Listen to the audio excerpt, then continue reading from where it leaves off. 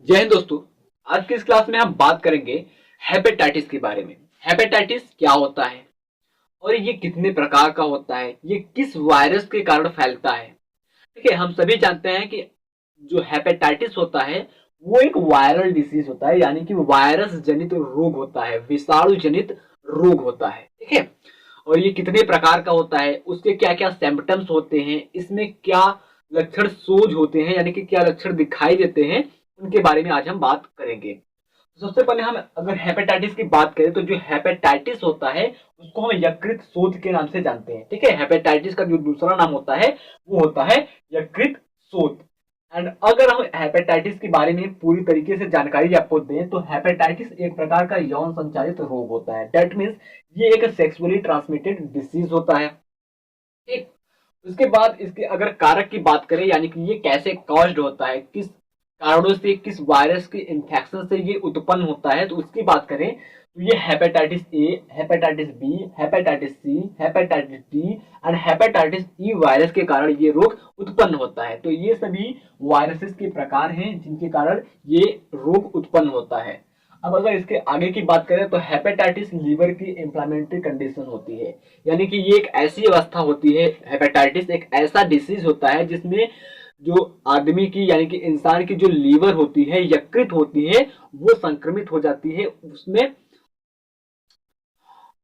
घाव बन जाता है और वो सूज जाती है, उसमें सूजन हो जाती है। फिर उसके बाद अगले पॉइंट में बात करें तो यह रोग कई मेटाबॉलिक प्रोसेस को डिस्टर्ब कर देती है, यानी कि इस रोग के कारण जो मेटाबॉलिक प्रोसेस होती हैं, उपापचयी क्रियाएं होती हैं, वो डिस्टर्ब हो जाती है। जैसे कि बाइल प्रोडक्शन, यानी कि बाइल जूस की जो प्रोडक्शन होती है, बाइल जूस जो बनता है यकृत के द्वारा, उसमें डिस्टर्बेंस होता है। फिर उसके बाद एक्सक्रीशन में डिस्टर्बेंस होता है, फैट में डिस्टर्बेंस होता है एंड प्रोटीन मेटाबॉलिज्म में भी डिस्टर्बेंस उत्पन्न होता है। साथ में अगर एक्टिवेशन ऑफ प्रोटीन की बात, एंजाइम की बात करें तो एंजाइम की जो एक्टिवेशन होती है, एंजाइम की जो काम करने की क्षमता होती है, रेट होती है, उसमें भी ये डिस्टर्ब हो जाता है। साथ में अगर हम बात करें तो प्रोटीन सिंथेसिस में भी डिस्टर्बेंस उत्पन्न होता है, यानी कि प्रोटीन की जो सिंथेसिस रेट होती है, जिस स्पीड से प्रोटीन सिंथेसिस हो रहा होता है उतने स्पीड से प्रोटीन का सिंथेसिस नहीं हो पाता है। ठीक है, ये इसके कारक होते हैं, लक्षण होते हैं। अब हम बात करें अगर हेपेटाइटिस के प्रकार की, यानी कि टाइप्स ऑफ हेपेटाइटिस की बात करें तो जो हेपेटाइटिस होते हैं वो मूलभूत 5 प्रकार के होते हैं। तो पांचों के नाम मैं आपको एक बार बता दूं। Hepatitis A, hepatitis B, hepatitis C, hepatitis D and hepatitis E. ये 5 प्रकार के हेपेटाइटिस डिसीज होते हैं। चलिए अब बारी बारी से इन पांचों डिसीज के बारे में हम अच्छे से जान लेते हैं। तो सबसे पहले अगर हम बात करें हेपेटाइटिस ए के बारे में तो यह एक लीवर इन्फेक्टेड डिसीज होता है। ठीक है, मेरे कहने का मतलब है कि जो हेपेटाइटिस डिसीज होता है वो लीवर में होता है, लीवर के इन्फेक्टेड होने के कारण होता है।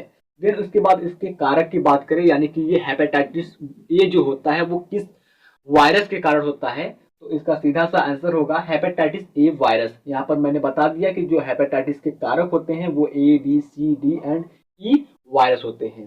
तो ठीक उसी में से मैंने पहले क्यों बताया, हेपेटाइटिस ए वायरस के कारण हेपेटाइटिस ए डिसीज कॉल्ड होता है। देन उसके बाद अगर हम बात करें तो हेपेटाइटिस जो होता है वो, सॉरी, हेपेटाइटिस ए जो होता है वो हेपेटाइटिस का एक्यूट स्टेज होता है, यानी कि ये सबसे प्रारंभिक अवस्था होती है। देन इस स्टेज में यंग पीपल में सिम्टम्स को रिकॉग्नाइज करना कठिन होता है। ठीक है, जो यंग पीपल होते हैं जैसे कि हम जैसे जवान लोग जैसे हो गए, ठीक है, यानी कि जो टीन एज के पीपल्स होते हैं उनमें इसका सिम्पटम्स जो होता है, इसका जो लक्षण होता है उसको पहचान करना काफी कठिन हो जाता है। और अगर उसी में बात करें हम सिम्पटम्स की तो इसमें क्या क्या सिम्पटम्स होते हैं, यानी कि क्या क्या लक्षण दिखाई देते हैं इस रोग के, तो वो हो जाएगा वोमिटिंग, यानी कि उल्टी होने लगती है, फीवर होती है, एब्डोमिनल पेन होता है यानी कि पेट में दर्द होता है, जॉइंडिस होती है और वीकनेस हो जाती है, यानी कि जो पूरी बॉडी होती है वो कमजोर पड़ जाती है। तो ये सभी लक्षण है और ये लक्षण बहुत तेजी से दिखाई देते हैं, बहुत तेजी से समझ में आते हैं जो हमारे ओल्ड पीपल होते हैं उनमें। देन इसके फैलाव की बात करें, यानी कि ट्रांसमिटेड थ्रू की बात करें तो ये फैलता है कंटामिनेटेड फूड एंड वाटर से, यानी कि जो दूषित भोज्य पदार्थ होते हैं, दूषित जल होते हैं उनके द्वारा ये फैलता है। और साथ में बात करें तो इन्फेक्टेड पर्सन के संपर्क में आने से, यानी कि कोई ऐसा व्यक्ति जो इस रोग से ग्रसित है उस व्यक्ति के कांटेक्ट में आएंगे, उस व्यक्ति के संपर्क में आएंगे, तब पर भी ये रोग एक व्यक्ति से दूसरे व्यक्ति में फैल सकता है। फिर उसके बाद हम बात करें तो इस रोग का पता कैसे लगाया जा सकता है, तो इस रोग का पता लगाना बहुत ही आसान तरीका होता है। कैसे? इस रोग का पता एक ब्लड टेस्ट के द्वारा लगाया जा सकता है। अगर इसके ट्रीटमेंट की बात करें यानी कि उपचार की बात करें तो कैसे इस रोग का उपचार किया जा सकता है, तो इसका सीधा सा आंसर है हेपेटाइटिस ए वैक्सीन के द्वारा इस रोग का उपचार किया जा सकता है। ठीक है, एक वैक्सीन होती है जिसका नाम हेपेटाइटिस ए होता है, उसके द्वारा इस रोग का उपचार किया जाता है। देन उसके बाद हम अगले प्रकार की बात करें तो जो अगला प्रकार है हमने यहाँ पर लिखा हुआ है हेपेटाइटिस बी। हेपेटाइटिस बी जो रोग होता है वो कास्ट होता है, यानी कि उसका जो कारक होता है जिसके द्वारा ये रोग उत्पन्न होता है वो एक वायरस होता है जिसका नाम होता है हेपेटाइटिस बी वायरस। इसके द्वारा ये रोग उत्पन्न होता है। देन इसके ट्रांसमिशन की बात कर ले, यानी कि ये कैसे फैलता है, इसका फैलाव कैसे होता है एक व्यक्ति से दूसरे व्यक्ति में, तो इसका आंसर हो जाएगा contact with blood and saliva.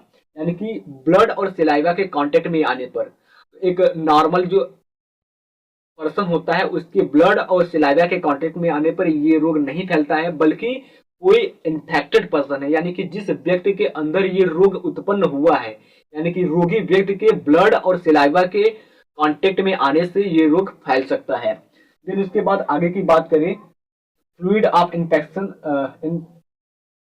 Infectious body, यानी कि इन्फेक्शियस बॉडी की जो फ्लूइड होती है एज लाइक स्पर्म हो गई, ब्रेस्ट ब्लड हो गया, और सॉरी ब्रेस्ट मिल्क हो गई, ब्लड हो गई, तो इन सभी के कांटेक्ट में आने पर भी ये रोग फैल सकता है। Then sharing personal razor and toothbrush, यानी कि अपने खुद के जिस रेजर को, जिस टूथब्रश को हम यूज करते हैं, अगर उसको एक दूसरे के साथ या फिर किसी अन्य व्यक्ति के साथ हम अगर शेयर करते हैं तो ये रोग फैल सकता है। और लास्ट जो होता है हम इसमें बात करें अगर इसके सिम्पटम की यानी कि लक्षण की बात करें तो क्या क्या लक्षण दिखाई देते हैं इस रोग के, तो उसका जो सीधा आंसर है वो बता दूं मैं आपको। पेट दर्द होने लगता है, थकान होती है, पीलिया रोग होती है, तो ये सभी इसके लक्षण होते हैं। और इसमें एक नोट पॉइंट मैं आपको बताऊं जो कि बहुत ज्यादा जरूरी होता है, तो प्रारंभ के 1 से 6 महीने तक ये जो लक्षण होते हैं यानी कि पेट दर्द होते हैं, थकान होती है, पीलिया होती है, ये दिखाई नहीं देती है। देन उसके बाद ये लक्षण दिखाई देने लगता है। अगर इसके ट्रीटमेंट की बात करें तो इसका जो ट्रीटमेंट होता है वो होता है हेपेटाइटिस बी वैक्सीन। ठीक है, तो एक सिंपल सा मैं आपको फंडा बनाता हूँ याद करने के लिए, इस प्रकार से आप याद करेंगे उसका ट्रीटमेंट क्या होगा और उस रोग का कारक क्या होगा।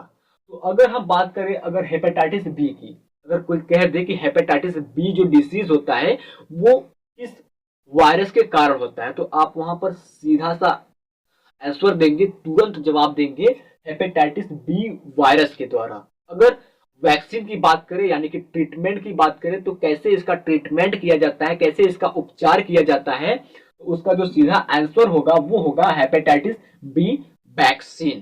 ठीक, और अगले की बात करें यानी कि नंबर 3 पर बात करें तो नंबर तीसरा जो होता है वो होता है हेपेटाइटिस सी। हेपेटाइटिस सी एक डिसीज है, हेपेटाइटिस का प्रकार है, और ये रोग फैलता है यानी कि इसका जो कारक होता है ये कास्ड बाई होता है hepatitis C virus in liver. जो हेपेटाइटिस सी वायरस होते हैं वो इन्फेक्ट करते हैं डायरेक्टली ह्यूमन के लीवर में, जो इंसान होते हैं उनके लीवर में डायरेक्ट ये इन्फेक्ट करते हैं, डायरेक्ट इनका संक्रमण जो होता है वो लीवर में होता है।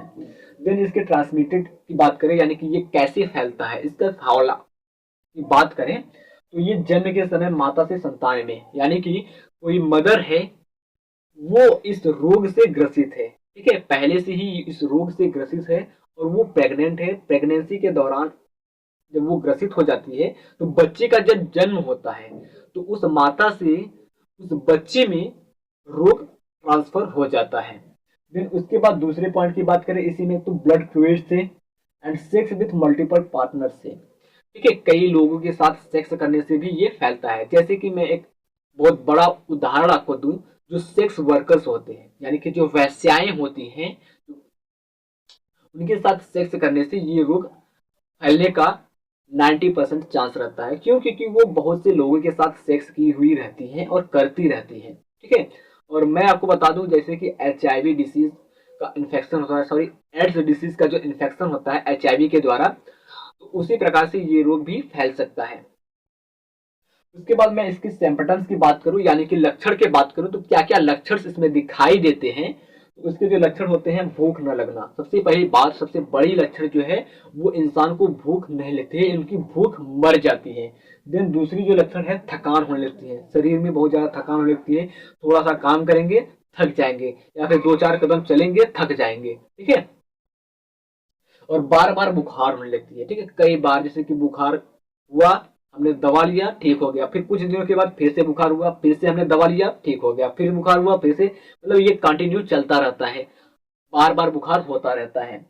देन इसके बाद त्वचा तथा आंखों का पीला पड़ना, यानी कि जो हमारी स्किन होती है वो और जो हमारी आंखें होती हैं ये पीली पड़ जाती हैं। और पेट में दर्द होने लगता है, यानी कि जो हमारी पेट होती है इसमें दर्द होने लगता है। देन अगर हम इसमें एक नोट पॉइंट की बात करें तो इसकी जो लक्षण होते हैं वो 6 या 7 सप्ताह के बाद दिखाई देते हैं। ठीक है। इसके लक्षण, हेपेटाइटिस सी के जो लक्षण होते हैं, जो कि हेपेटाइटिस सी वायरस के द्वारा कॉज्ड होता है, ये 6 या 7 सप्ताह के बाद दिखाई देता है। कभी कभी ये कई वर्षों के बाद भी दिखाई देता है। ठीक है। ये इसके नोट पॉइंट है। और आगे की पॉइंट में बात करूं यानी कि हेपेटाइटिस डी की बात करूं, हेपेटाइटिस डी जो होता है वो क्या होता है। हेपेटाइटिस डी यह एक लीवर की गंभीर बीमारियों में से एक है, यानी कि जितने भी हेपेटाइटिस डिसीज होते हैं वो सभी लीवर की बीमारी है, लीवर संबंधित बीमारी है। और ये सभी बीमारियों में से जो हेपेटाइटिस डी होता है वो सबसे गंभीर, सबसे भयानक बीमारी होती है। और ये फैलता है हेपेटाइटिस डी वायरस के कारण। ठीक। और इसका जो, सॉरी, ये कॉस्ट होता है, ये रोग उत्पन्न होता है हेपेटाइटिस डी वायरस के कारण।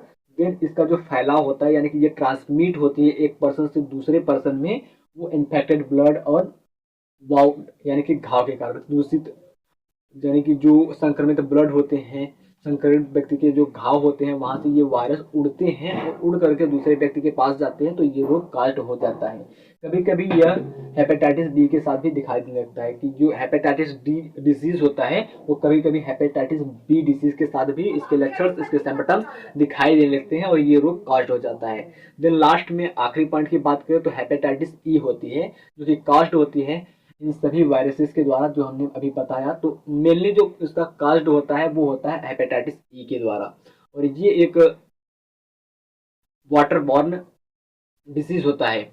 ठीक है। आई होप ये जो जानकारी हमने आपको दी है वो अच्छे से समझ में आ गई होगी। सो दोस्तों, मिलते हैं आपसे नेक्स्ट वीडियो में, तब तक के लिए जय हिंद, जय भारत। बने रहिए आप हमारे साथ ऐसे ही और वीडियो देखने के लिए।